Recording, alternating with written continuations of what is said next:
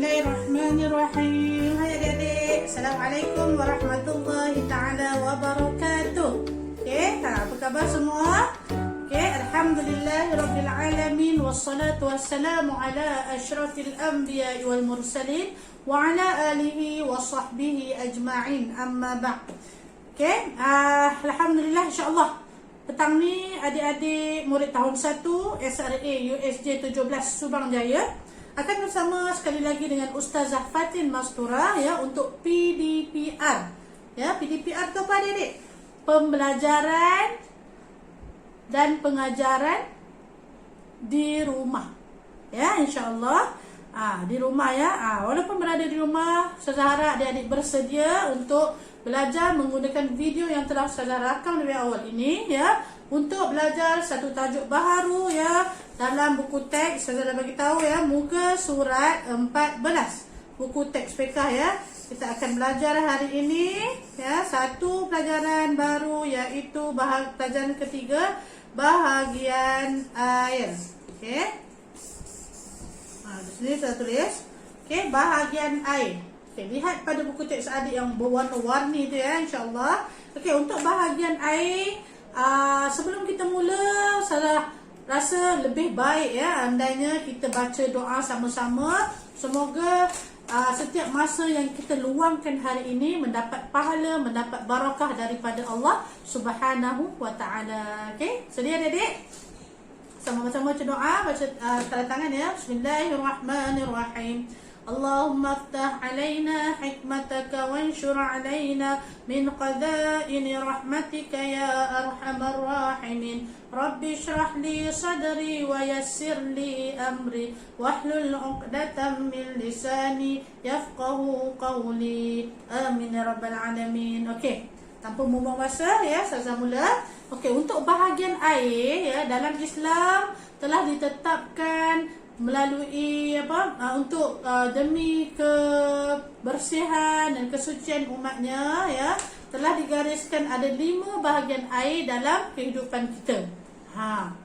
Siapa pernah Ustazah ajar dalam kelas tadi saya dah masuk sikit lah, ada beberapa kelas dah masuk sikit. Jadi hari ini kita ulang sedikit bahagian air ada 5 bahagian. Tengok pada buku teks masing-masing Bahagian yang pertama yang ditulis di buku teks adik-adik itu ialah air mutlak. Air mutlak. Yang pertama air mutlak. Sebut ramai-ramai. Air mutlak. Untuk air mutlak ni, dia antara kesemua air-air yang ada tu, air mutlak ini adalah air yang suci lagi menyucikan.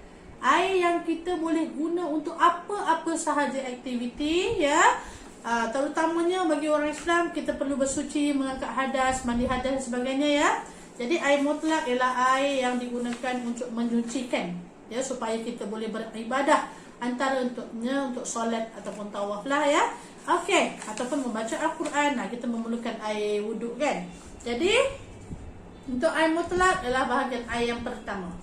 Tengok yang seterusnya. Di sebelahnya kita ada air musyammas. Sebut sama-sama adik. Air musyammas. Air musyammas ini secara ringkas ialah air bila ada musyammas syamsun tu tengok itu. Musyammas ini adalah air yang terdedah pada cahaya matahari sehingga itu menjadi panas. Jadi apa hukum dia? Apa contohnya air musyammas ni? Saya akan beri secara penerangan lebih mendalam pada pelajaran kita akan datang. Adik-adik kenal dulu nama dia, air musyammas. Lagi sekali, air musyammas. Good. Tengok sebelah dia, kita ada air mustakmal. Air mustakmal. Saya tulis sini lepas ni adik-adik pun kena tulis. Saya kata apa, bila kita menulis, insya-Allah kita lagi ingat membaca, menulis. Yang ketiga adalah air mustakmal. Apa itu air mustakmal? Secara ringkas, air mustakmal ialah air yang telah kita gunakan ataupun terpercik dalam mana-mana baldi ke dia akan jadi air mustakmal Jadi untuk bersuci tu dia dah lari dah. Dia dah tak berapa suci dah berbanding air mutlak Coba lagi sekali. air musta'mal. Okey. Seterusnya, yang keempat, tengok pada buku adik-adik, adalah air mutannajis. Kalau dah nampak najis-najis tu, mutannajis tu, apa dia maksudnya? Okey, maksudnya air mutannajis ni adalah air yang telah bercampur dengan najis, terjatuh najis burung ke, najis apa, cicak ke, tak cicak ya, ataupun apa-apa najis ya, sehingga mengubah adalah air itu sehingga tidak jadi dah air mutlak ya, dia tidak boleh digunakan untuk bersuci dan sebagainya. Okey, yang terakhir, yang kelima. Okey, air apa yang kelima adik-adik yang ditulis dalam buku? Okey, sebut ramai-ramai ya. Air muqayyad ya. Air muqayyad. Air muqayyad ni adalah air yang telah bercampur dengan benda asing yang lain ya. Nak senang ingatlah. Air muqayyad ni macam air susu, air teh, air sirap. Maksudnya kita campur gula dah, kita dah campur sirap dah ya, dia dah jadi air minuman. Jadi apa hukumnya untuk bersuci, Ustazah akan terangkan lagi kemudian ya. Saya tulis dah dalam whiteboard ni. Ini contohnya ya. Tengok pada whiteboard. Nanti Ustazah nak adik-adik buat macam ni lah ya. Kalau nak adik-adik buat macam ni, bahagian-bahagian air ni, bahagian air ada 5. Buat dalam bentuk peta minda. Ulang-ulang selalu dekat rumah ya, supaya adik-adik boleh kenal istilah-istilah ni, contoh-contoh bahagian air ni. Kemudian bila Ustazah tanya kemudian nanti dekat sekolah ke kan, dalam kuis ke mana-mana ke, siapa ingat bahagian air ada berapa? Ada 5 Ustazah. Sebutkan satu-satu kan. Sebutkan satu-satu. Yang pertama, air mutlak. Air mutlak. Yang kedua, apa ingat? Air musyammas. Air musyammas. Yang ketiga, air musta'mal kan? Yang ketiga, air musta'mal. Air yang telah terpercik ataupun telah digunakan lah ya. Air musta'mal. Yang keempat, air mutannajis. Air mutannajis yang telah bercampur dengan najis. Okey, yang kelima, air muqayyad. Air muqayyad yang telah bercampur dengan benda lain, teh ke, kopi ke, Milo ke, gula ke, apa hukum menggunakannya nanti. Okey, jadi seringkas itu dulu pada hari ini adik-adik ya. Saya harap adik-adik boleh ingat. Dan latihannya untuk hari ini, bagi yang ada buku tulis, boleh tulis dalam buku tulis ya, salin balik muka surat 14 tu. Boleh buat dalam bentuk peta minda seperti di buku teks tu ya. Buat dalam bentuk peta minda.